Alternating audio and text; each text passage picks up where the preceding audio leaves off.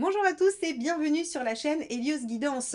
Je vous propose la guidance annuelle 2025 pour les Gémeaux. Alors cette guidance, elle est particulière.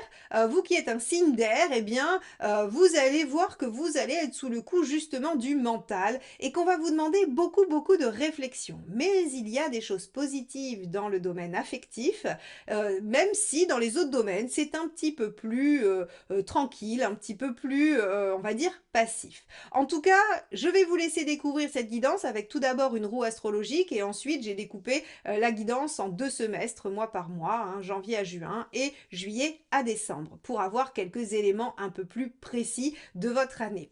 N'oubliez pas évidemment de vous abonner, de liker, de commenter et de partager cette vidéo parce que c'est comme ça que vous faites grandir la chaîne et elle en a grand besoin. C'est ce qui me permet de continuer à vous proposer chaque mois des guidances mensuelles, générales et sentimentales et plein d'autres choses, tout comme les méditations guidées que vous pouvez maintenant retrouver sur ma chaîne en écoute libre.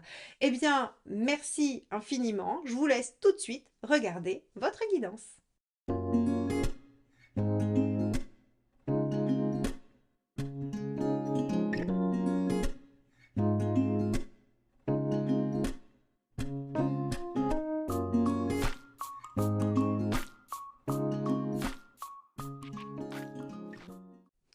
Donc les Gémeaux, on se retrouve avec votre roue astrologique pour l'année 2025. Alors, on voit tout de suite en maison 1 que vous êtes en position du pendu. Qu'est-ce que cela peut signifier, pardon? Eh bien que vous avez envie probablement de prendre de la hauteur et que vous allez être soit à l'initiative de cette prise de distance, de ce moment de pause et de recul, soit que l'univers va vous le faire subir, que vous allez être obligé de faire face à des ralentissements, que vous allez devoir j'allais dire, vous confronter à des retards, des blocages, des choses qui n'avancent pas telles que vous l'espérez, telles que vous l'imaginez, tout simplement parce que l'objectif de l'univers à ce moment-là sera de vous faire prendre du recul et de voir les choses sous un autre angle. Alors, est-ce que c'est subi ou pas? On va aller voir, on va cheminer dans votre roue astrologique et ensuite on ira voir mois par mois ce qui se présente. En tout cas, dans la maison 2, la maison des avoirs, la maison de la sécurité, de la stabilité, de la construction, on a la papesse. On est quand même en train de réfléchir à ce que l'on pourrait faire, ce que l'on pourrait mettre en œuvre. Il y a vraiment, avec la papesse, cette notion d'anticipation, d'écoute aussi de son intuition. On essaye d'être à l'équilibre par rapport à soi, par rapport à ses besoins, sa volonté.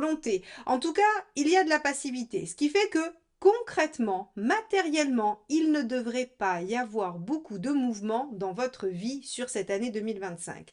Alors évidemment, si vous avez envie de faire des investissements, si vous avez envie de déménager, alors on verra, hein, est-ce que c'est possible avec la maison 4?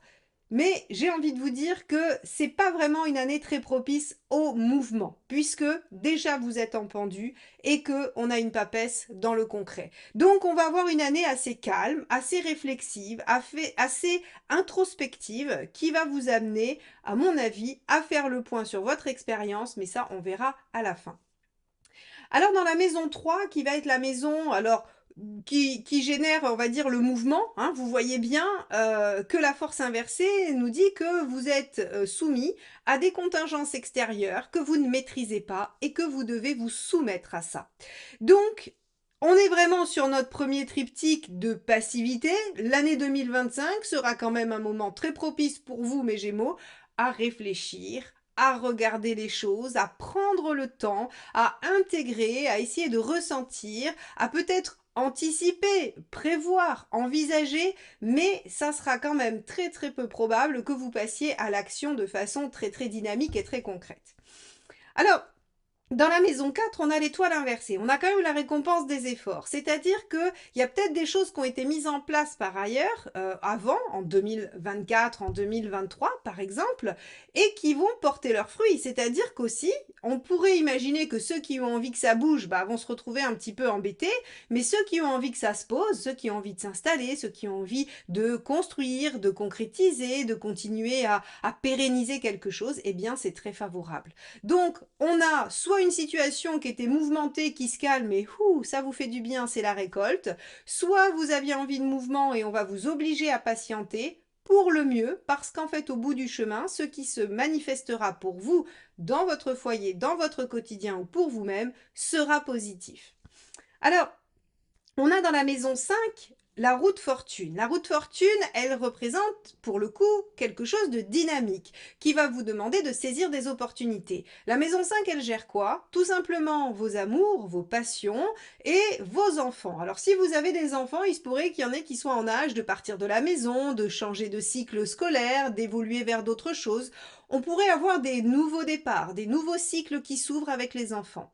Si c'est au niveau des amours que vous êtes célibataire, la roue de fortune vous amènera des opportunités de rencontres, des opportunités d'histoire d'amour ou des opportunités de redémarrage, de retour à quelque chose où on pourrait relancer, remettre en dynamique une histoire passée peut-être ou qui était en difficulté. Au niveau de vos passions, c'est-à-dire de votre expression de vous-même au travers de vos loisirs, eh bien avec la roue de fortune, on peut avoir du dynamisme vers l'extérieur, on peut avoir des nouveautés. Vous pourriez avoir envie de vous passionner pour une nouvelle activité, un nouveau sport, une nouvelle activité artistique. En tout cas, on va avoir un intérêt suscité par plein de propositions, plein de choses qui viennent de l'extérieur. Et là, pour le coup, cette maison 5, elle est bien dynamique.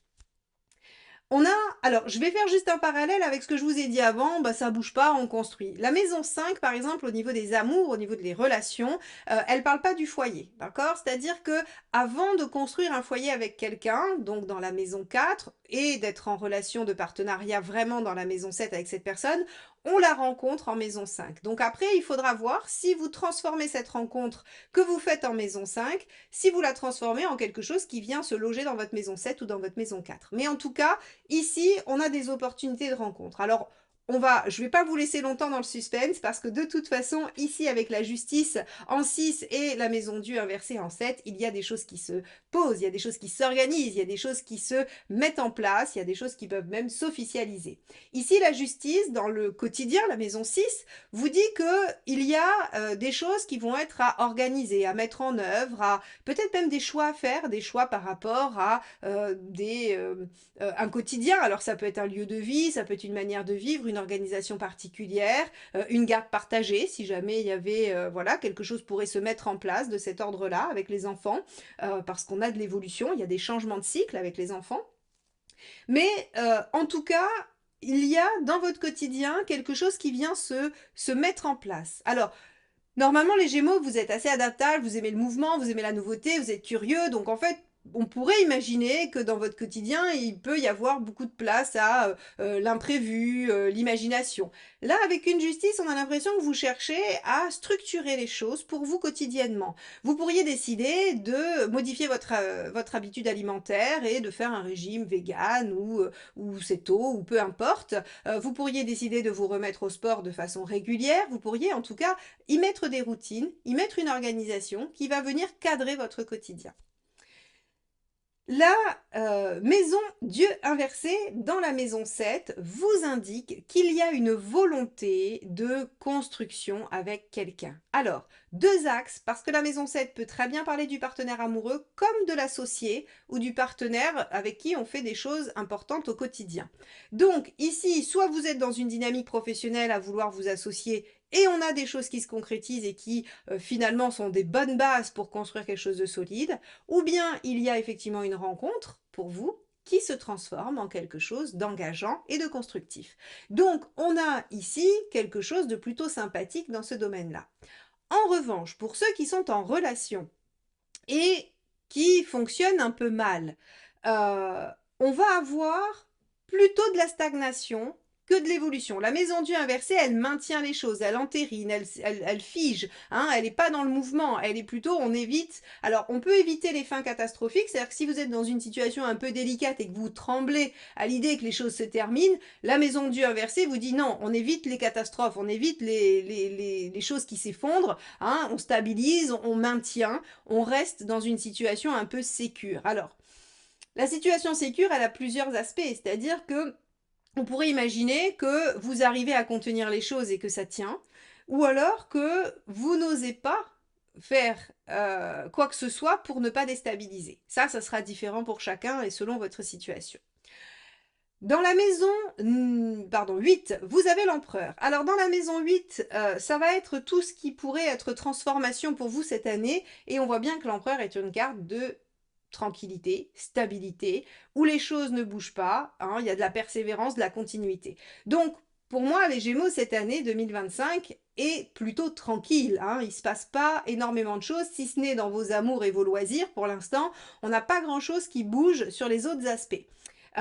Si ce n'est du calme, de l'apaisement, de la construction, voilà, on ne devrait pas avoir de mauvaises surprises. Il me semble qu'on avait fini, je ne sais plus si c'était cette année ou l'année dernière, votre guidance annuelle par deux maisons Dieu, coup sur coup, je crois que c'était 2023, hein, je ne sais plus. Mais en tout cas, là, on est loin de ce scénario, hein, qui vraiment nous dit que bah, votre vie, elle va se poser, les Gémeaux, en 2025, tout simplement. Elle va se poser, elle va s'organiser, elle va se matérialiser dans quelque chose qui va se pérenniser.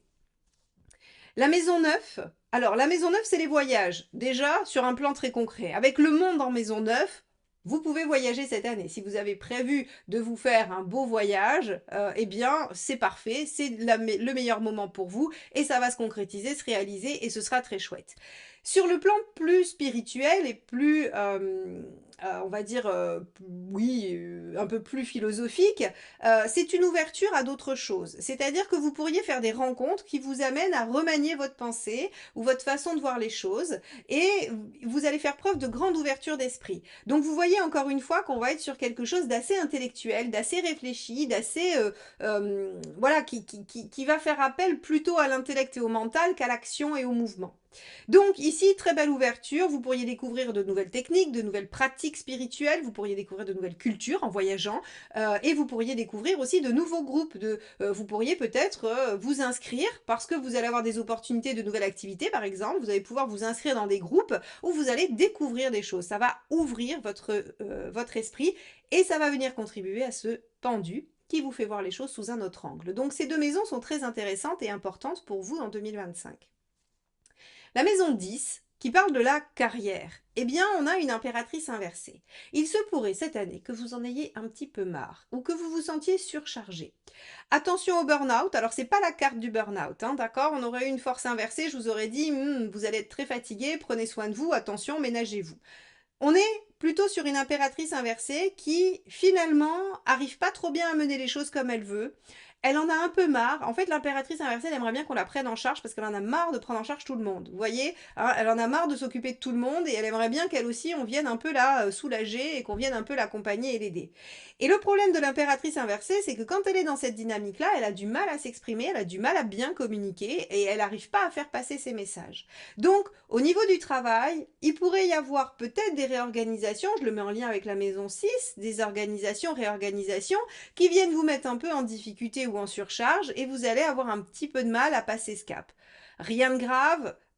Encore une fois, on n'a aucune carte qui nous indique que votre année va être pleine de difficultés ou de problématiques, hein. C'est plutôt une année calme où les choses s'ancrent. Donc en fait, si vous voulez, au niveau du travail, ça pourrait être juste un peu plan-plan et un peu fatigant, où vous pourriez vous dire, tiens, est-ce que vraiment je suis bien là où je suis, hein? Voilà, c'est vraiment ce genre de choses, mais ça reste un arcane 3 qui est pas très très puissant, donc pour moi, voilà, il peut y avoir des difficultés au travail, mais c'est pas non plus jusqu'à tout remettre en question.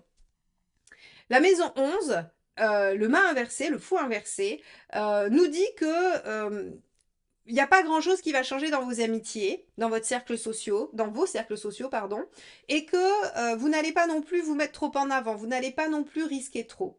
Donc ça veut dire qu'on est vraiment sur une composante très intériorisée, très personnelle, très centrée autour de vous, de votre bien-être, de votre réflexion, de ce que vous avez à mettre en place, probablement très centrée aussi sur le fait de construire un intérieur. Vous pourriez acheter une maison, vous pourriez redécorer votre intérieur, vous pourriez avoir envie d'aménager différemment votre chez vous pour vous y sentir mieux. En fait, on voit qu'il y a un retour à la question de l'intérieur du foyer qui va être très très très central pour vous en 2025.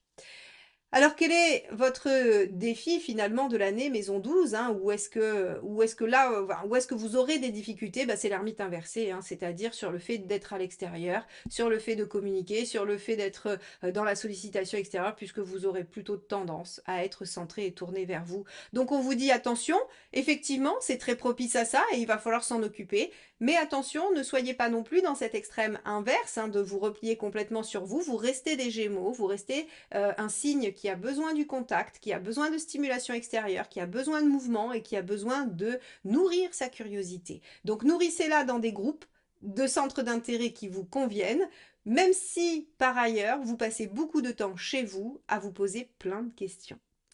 Voilà ce que nous dit votre roue astrologique. Alors, on va aller regarder un petit peu mois par mois. On va commencer, on va faire trimestre par trimestre, hein. J'ai divisé le tirage en deux. Donc on va commencer par le premier semestre de janvier à juin. Et on va regarder tout de suite ce que ça vous réserve. Alors, pour ce premier semestre, on a comme arcane majeur principal, j'ai tiré la justice. Tiens donc, elle était déjà dans votre tirage de roue astrologique et elle était sur la maison 6, c'est-à-dire sur votre quotidien, le quotidien qui s'organise, qui se réorganise.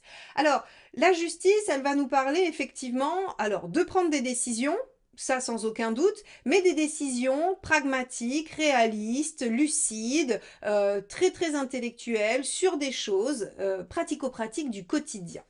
Alors, on va regarder comment ça se teinte sur ces 6 premiers mois. Alors, le mois de janvier, on a l'impératrice. Ok. On a le cavalier de Pentacle. Et on a le hiérophante. Alors sur ce mois, on voit que en janvier, vous allez vous dire plein de bonne volonté et d'énergie nouvelle, hein. Vous allez vous dire: «Ah, une nouvelle année qui commence, j'ai très envie de mettre en place des choses. Impératrice, j'ai des projets, j'ai envie de déployer, des choses, vous allez bien, vous êtes en bonne forme et vous vous dites: «Très bien, cavalier de pentacle, on va continuer les efforts pour continuer à évoluer», hein, hiérophante, et pour continuer à grimper. Alors, OK, peut-être que vous êtes sur une continuité 2024 et qu'il y a des choses qui vont tomber. On pourrait avoir encore les fruits des efforts ou des actions de 2024 sur tout début janvier 2025, avec une belle reconnaissance de vos qualités et de vos compétences. OK, on va regarder ce que ça nous dit en février. On a l'étoile. D'accord, l'étoile vient nous dire, tiens, l'univers s'en mêle et apporte des éléments par synchronicité, par opportunité. Des éléments de quoi? As d'épée, nouvelle idée, nouvelle envie. Alors, envie, je vais le mettre entre guillemets.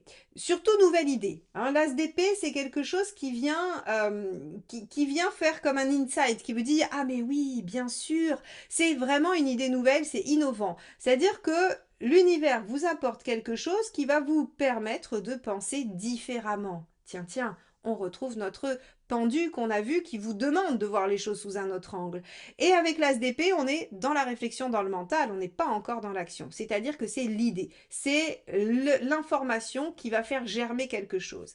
Et qui va faire germer quoi? L'envie de dépasser une problématique 6 de bâton en février. Vous avez l'univers qui s'en mêle pour vous donner un nouvel aspect, une nouvelle information, une nouvelle idée concernant une problématique qui s'oppose à vous et vous êtes décidé à employer cette nouvelle méthode pour le dépasser. Est-ce que vous allez réussir à vous mettre en action? Si c'est de l'ordre de réorganisation du quotidien, oui. Si c'est un grand chamboulement, ça risque d'être laborieux puisqu'on a vu que c'était pas vraiment dans cet axe-là. En tout cas, alors pour ceux qui très basiquement chercheraient du travail, c'est très propice pour le mois de février, hein. Voilà, il y a vraiment As d'épée, étoile As d'épée sur un tirage. Vous avez des chances de trouver un nouvel emploi, de signer un nouveau contrat, d'avoir une nouvelle activité, on va dire professionnelle. Donc là, ça c'est très bien. Donc, ce qui veut dire qu'on est toujours dans le concret. C'est-à-dire que si vous cherchez du travail, oui, on pourrait imaginer que c'est quelque chose de très important et je suis en train de dire, mais il n'y a rien qui bouge. Oui, mais on a dit qu'on réorganisait les choses. Si par exemple vous étiez arrivé aux fins de droit de votre chômage ou de vos aides ou que vous étiez en licenciement ou encore une autre situation, le fait de trouver du travail vous permet de continuer à assurer concrètement, matériellement les choses. Donc vous voyez bien qu'on est toujours dans cette justice. Sur le mois de mars, on a la papesse. On avait déjà la papesse dans notre maison 2. Très bien, donc on va réfléchir, penser. On pourrait se former, hein. Si on a une nouvelle idée, on pourrait démarrer une formation. Donc après la papesse, pardon, on a le 7 d'épée. Le 7 d'épée, c'est encore une fois une carte très intellectuelle, très mentale, qui vous demande d'étudier toutes les options. Donc là, avec la papesse, on est vraiment que sur de la réflexion. Il va rien se passer sur le mois de mars, a priori, hein. On va regarder la troisième carte qui arrive, mais vraiment, le 7 d'épée, c'est j'étudie les options. En plus, je n'en parle à personne. Alors, on a deux cartes de secret, papesse et 7 d'épée. Donc, au mois de mars, vous ne dites rien à personne de ce que vous pensez, de cette nouvelle idée, de cette nouvelle option ou de ce que ça génère chez vous comme idée, comme possibilité, et vous êtes vraiment en réflexion. Et effectivement, Reine de Coupe, en fait, vous essayez de lier votre intellect et votre intuition. C'est-à-dire que vous vous dites, ok, si je réfléchis, ça donne ça, et qu'est-ce que je ressens? Qu'est-ce que je ressens? Quelle est la bonne direction? Quelle est la bonne option? Donc on est sur un mois de mars totalement passif et réflexif où vous allez vous dire, très bien, voilà les tenants et les aboutissants, et qu'est-ce que ça peut donner? C'est quoi les ouvertures? Il se passe rien au mois de mars, ou en tout cas rien de significatif, bien entendu. Sur le mois d'avril, on a la force. La force va vous demander, encore une fois, de prendre sur vous, de tempérer, de dominer une situation. Ça pourrait être la maîtrise de vos instincts qui auraient envie de bouger, qui auraient envie de se mettre en mouvement.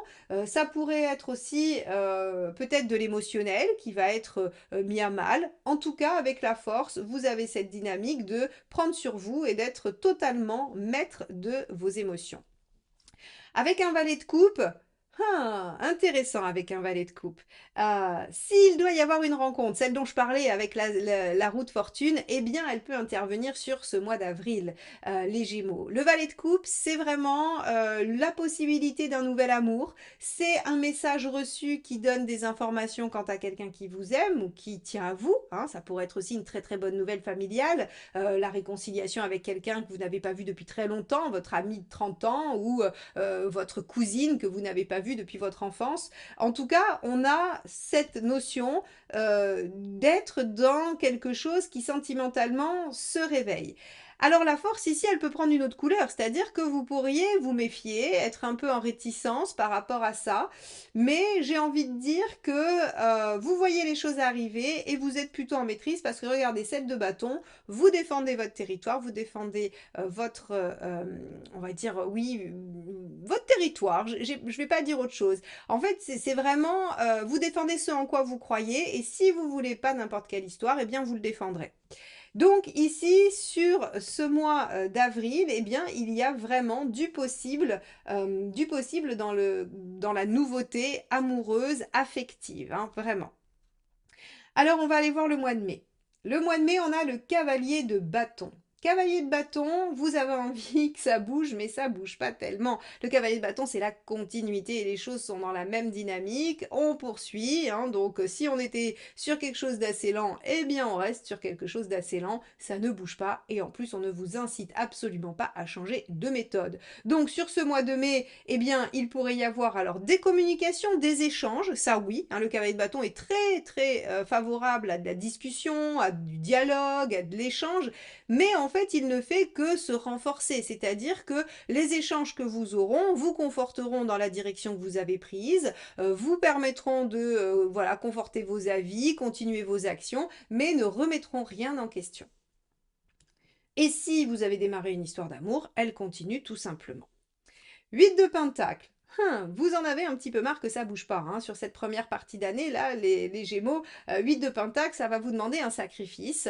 On voit que c'est dur pour vous, hein. Alors, il y a des moments où ça va être plus simple, hein, où vous êtes vraiment pris dans la dynamique réflexive, et d'autres où peut-être que votre partie air a envie de plus de dynamisme et de mouvement. Et là, sur ce mois de mai, eh bien, vous auriez aimé que ce soit peut-être un petit peu plus dynamique. Et pour cause, on a un beau set de coupe qui nous indique que c'est une période qui est positive, où vous vous sentez bien, où vous avez envie de vous ouvrir aux autres, où vous avez envie d'échanger, vous avez envie de dire que vous aimez les gens et vous avez envie d'entendre les gens vous dire qu'ils vous aiment. Et malgré ça, eh bien, il y aura, à mon avis, des choses positives qui sont dans une belle continuité et des choses qui viendront un petit peu vous titiller sur ce sujet. Alors le mois de juin, on va aller voir un petit peu ce qui se passe. On a un 8 de coupe. 8 de coupe, c'est vraiment la notion de tourner une page, de s'offrir la possibilité d'aller vers quelque chose de l'ordre de l'idéal, de la réalisation, hein, c'est, je clôt une porte en 8 pour aller vers le 9, mon idéal, et le 10, la réalisation. Donc on est vraiment sur une dynamique où vous sentez qu'il y a peut-être des choses à lâcher. Alors peut-être aussi que cette année 2025, qui semble être passive, qui vous invite à la réflexion, à l'introspection, elle a pour but de vous faire comprendre qu'il y a des choses qu'il faut lâcher. Qu'est-ce qu'il faudrait lâcher? On pourrait avoir des croyances limitantes, des pensées qui sont archaïques et qui ne vous aident plus aujourd'hui. On pourrait avoir des fonctionnements, des mauvaises habitudes, on pourrait avoir des relations, bien sûr, aussi. On a vraiment cette notion en juin de faire une sorte de bilan. Et pourquoi on fait le bilan en juin? Eh bien, regardez, As de coupe. As de coupe, donc deuxième opportunité de rencontre. Si la première, alors si le valet de coupe ici était un petit peu beau parleur et vous a fait prendre des vessies pour des lanternes, le 8 de coupe peut le concerner et vous lâchez le 8 de coupe parce qu'en fait vous rencontrez quelqu'un d'autre. Hein, ça pourrait être tout à fait ça, il y a pas de difficulté là-dessus. Et donc on a, pour le coup, alors je vous la montre, hein, on a un 3 de denier juste derrière qui nous indique que cette rencontre-là du mois de juin, si ce n'est pas un renouveau de celle d'avril, pardon, oui, j'essaye de ne pas me perdre dans les mois. Si c'est pas un revival, hein, comme on dit, de celle d'avril, eh bien, en fait, celle-ci va être porteuse. Hein. Donc, soit on laisse tomber notre valet de coupe qui finalement nous a vendu la lune et puis qui n'a pas été capable de la rapporter pour se concentrer sur une nouvelle relation, ou bien il y a eu un faux départ, hein. On a mis des choses en place, on a fait des sacrifices, 8 de pentacle, on s'est dit tant pis, c'est pas grave, on laisse tomber, je tourne la page et on a un renouveau. Hein. Voilà, on peut avoir ces deux cas de figure. Quoi qu'il en soit, avec ce nouvel as de coupe, c'est-à-dire ce nouveau départ, cette nouvelle opportunité d'aller vers quelque chose qui vous plaît, qui vous rend heureux, eh bien, il y a de la construction derrière, 3 de pentacle. Hein. On a des petites choses qui montrent que concrètement, ça avance. Tiens, on avait vu aussi qu'il fallait construire concrètement cette année, qu'on avait une maison de Dieu inversée. Donc on voit que sur cette première partie d'année, les Gémeaux, il y a un peu de lenteur, mais on était prévenu, on l'a vu dans la roue, c'est pas une année très très speed et très dynamique. Donc on avait un peu de lenteur, un peu de mollesse. Par contre, vous voyez comment un petit peu les pièces se placent, comment chaque petite chose se met en place pour aller vers de la construction et de la pérennité. On va regarder ensemble tout de suite ce que vous réserve le deuxième semestre. Alors, pour le deuxième semestre, on a comme arcane majeure dominant, alors celle-ci c'est l'équivalent des amoureux dans ce magnifique jeu éphémère d'Arthur Wang que j'aime beaucoup, mais il a renommé tous les arcades majeurs, donc ça nous demande un petit effort de traduction. Donc c'est l'équivalent de la carte des amoureux. Donc vous voyez bien qu'il va être question sur ce semestre de vos sentiments, de votre affect, de vos émotions. Ça pourrait être aussi un moment de choix. Hein, n'oubliez pas qu'on avait la justice dans votre quotidien, donc on pourrait faire des choix au quotidien. En tout cas, on a avec cette belle carte la possibilité d'aller vers quelque chose de plus épanouissant, de plus équilibré pour soi dans cette deuxième partie d'année. Alors comment on commence le mois de juillet? Avec une reine de bâton. Alors la reine de bâton, elle est plutôt sympa, elle permet d'être affirmée, de savoir ce qu'on veut, de savoir le dire, de savoir l'exprimer, hein, c'est assez intéressant et important. La reine de bâton, elle est vraiment en capacité de dire ce qu'elle pense, ce qu'elle ressent, et en général, elle n'a pas de difficulté à être comprise. Ah, alors on sait que ça va pas être forcément dans le travail, puisque on avait vu qu'on avait une petite impératrice inversée qui nous disait qu'on avait du mal à s'exprimer. Là, on a vraiment une possibilité d'être dans quelque chose d'assez équilibré. On a le roi de coupe. Alors, sur ce mois de juillet, on a aussi très envie de s'amuser avec le roi de coupe. Hein. Le roi de coupe, c'est les bons moments. Alors, peut-être qu'en juillet, vous prendrez des vacances, vous irez voir de la famille, vous irez voir des amis. Peut-être qu'il fera un temps merveilleux, ça nous changerait sur 2025. Et que vous allez juste profiter, être joyeux, heureux. Hein. Le roi de coupe, il aime bien profiter de tous ses sens. Il aime bien manger, il aime bien boire, il aime bien faire la fête, il aime bien discuter, il aime bien séduire, il aime bien être séduit, il aime bien tous les plaisirs finalement. Alors, on a un mois de juillet qui semble être un mois où vous vous sentez bien. Alors forcément, si vous avez une histoire d'amour qui a démarré et qui prend tout son sens en juin, ça serait quand même dommage de ne pas être bien en juillet. En juillet aussi, on a le jugement. Alors le jugement, c'est deux aspects. Le retour du passé, alors si vous avez fait une nouvelle rencontre, hein, que l'as de coupe c'était quelqu'un de nouveau, que vous aviez laissé votre valet de coupe, il se peut que le valet de coupe revienne sonner à votre porte, ou bien un autre valet de coupe d'une autre période de votre vie. Ça peut être effectivement une des significations de notre carte, le jugement. Mais surtout c'est le bilan. Vous profitez, vous êtes bien et vous vous dites tiens, j'ai l'impression de renaître, j'ai l'impression qu'il y a une nouvelle page de vie qui s'ouvre à moi et je fais un peu le point, hein, puisque c'est la dynamique de votre année, c'est-à-dire que vous ne pourrez pas vous empêcher à chaque fois d'être dans l'analyse de ce qui se passe. Donc vous êtes en train de vivre un beau moment. Et vous vous dites, tiens, c'est chouette, qu'est-ce que je pourrais en tirer, ou qu'est-ce qui se passe, ou qu'est-ce que j'ai à comprendre. Alors, en août, on a le chariot. Alors, en août, vous allez avoir envie que les choses avancent. Vous allez avoir envie que les choses avancent, vous allez avoir envie de prendre probablement un petit peu les choses en main. Il y aura aussi des avancées, hein, donc on est peut-être dans une continuité. Par contre, on a juste derrière, et je le vois tout de suite, on a l'ermite. C'est-à-dire que vous allez quand même vivre un double mouvement sur le mois d'août. À la fois, peut-être des choses qui vont se présenter et qui vont nécessiter de s'en occuper et d'avancer, et en même temps, une volonté de se centrer sur soi et de se poser des questions. L'ermite, il est vraiment dans la notion de se dire, ok, qu'est-ce que je peux en tirer? C'est-à-dire que c'est la suite du jugement, en gros.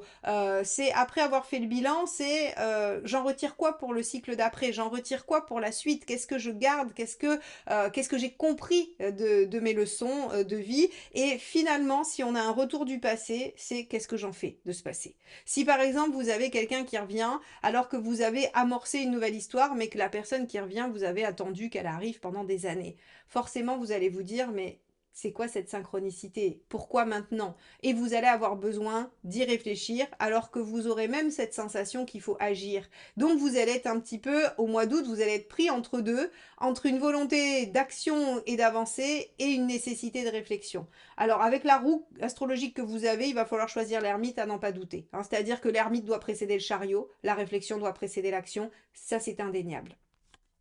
Et on a un 8 de coupe, donc vous vous rappelez, on l'avait déjà eu au premier semestre, ce 8 de coupe. On avait eu le fait de devoir laisser quelque chose derrière soi. Alors moi je vois bien quand même, alors ça sera évidemment pas le cas de tous les Gémeaux, et ça pourrait être aussi sur du professionnel, sur voilà, sur n'importe quel domaine, hein. Mais si c'est sur un plan sentimental, je vois très bien que on va vous présenter une relation qui va venir vous montrer qu'il y a de la construction possible. Et puis il y a quelqu'un ou une situation du passé qui va se représenter et qui va vous demander vraiment un gros travail. Un gros travail de bah, qu'est-ce que je dois lâcher, hein. 2 fois 8 de coupe dans l'année, il y a vraiment cette notion de qu'est-ce que je dois lâcher, qu'est-ce que je dois laisser derrière moi pour aller vers mon épanouissement et mon bonheur. Il y a une vraie réflexion à mener. Alors on va regarder la suite. On a tempérance pour le mois de septembre. Alors c'est rigolo, je vous le montre tout de suite parce qu'on a tempérance ici et on a tempérance ici aussi, hein. Donc on a deux tempérances qui se suivent. Qu'est-ce que ça peut signifier? Tout simplement, et après on a le 4 de denier. Donc en fait, on vous dit, il est urgent de ne rien faire, il est urgent de ne pas agir sur le mois de septembre. Donc vous voyez bien ici, vous allez avoir un ressenti de volonté d'action, d'aller de l'avant, mais il est nécessaire de réfléchir parce qu'en fait, on vous demande de savoir exactement ce que vous voulez lâcher. Il n'est pas ici question finalement d'agir sans réfléchir et c'était tout le sujet de votre roue astrologique. Tempérance, je cherche l'équilibre intérieur, je ne me sacrifie pas pour les autres, je cherche mon équilibre à moi, je communique efficacement dans le but d'obtenir un vrai compromis, c'est-à-dire quelque chose qui contient tous les aspects et qui permet de tenir ensemble. Souvent le compromis, quand vous le faites avec quelqu'un, en fait, vous vous rendez compte qu'il y en a un des deux qui a lâché. On a fait un compromis. Non, il y en a un qui a lâché. C'est très rare de trouver un vrai compromis où chacun abandonne quelque chose. C'est extrêmement rare. Il y en a toujours un qui lâche. Et on se dit, on a trouvé un compromis. C'est faux. Quelqu'un a gagné une bataille sur quelqu'un d'autre. La tempérance, elle vous demande vraiment de prendre des choses inconciliables et d'arriver à en faire quelque chose qui marche, qui fonctionne. Donc ici, on vous dit, bah, il y a une volonté d'agir ou une nécessité d'agir. avec une nécessité de réfléchir, trouvez l'entre-deux. Alors là, je vous laisse revenir dans les commentaires, me dire comment vous allez faire. Je pense que ça relève de la pirouette très acrobatique et très très difficile à faire, mais c'est ce qui vous est demandé. Et surtout, 4 de denier, ne pas toucher les bases, ne pas remettre en question vos fondements. Donc, sur le mois de septembre, eh bien, il y aura un vrai effort d'équilibre à faire pour vous, dans le but de ne pas toucher les bases, mais d'arriver à tout concilier. Le professionnel, le personnel, ce qui doit changer, ce qui ne doit pas changer, ce qui a à travailler, le passé, le présent, tout ça va se présenter au mois de septembre en disant, eh bien, il va falloir trouver une place à peu près tout. Alors, on va aller voir en octobre ce qui se passe. En octobre, on a le cavalier de coupe. Ouf, cavalier de coupe, c'est bien, il va se passer des belles choses. On va vous dire, je vous ai dit que vous aviez envie d'entendre qu'on vous aime et que vous aviez envie de dire que vous aimez les gens. Eh bien, bonne nouvelle, au mois d'octobre, c'est ce qui va se passer. Hein, c'est-à-dire qu'on va avoir de l'évolution affective ou de l'évolution dans des projets qui tiennent à cœur. Hein, pour tous ceux qui ne sont pas concernés par le sentimental, dites-vous que c'est ce que vous aimez. Donc, si vous êtes passionné par quelque chose de précis, le cavalier de coupe peut parler de ça, c'est-à-dire que vous recevrez de bonnes nouvelles en fonction de ça, ou alors vous allez partager avec quelqu'un la même passion et ça va vous nourrir et vous faire du bien. En tout cas, le cavalier de coupe, on est disposé à entendre et à dire des choses agréables et qui nous font plaisir. 7 de Pentacle, et oui, c'est la récolte, c'est-à-dire que finalement votre patience et vos compromis vont porter leurs fruits et vont vous permettre d'atteindre une situation positive et agréable affectivement. Regardez, le chariot, on avance.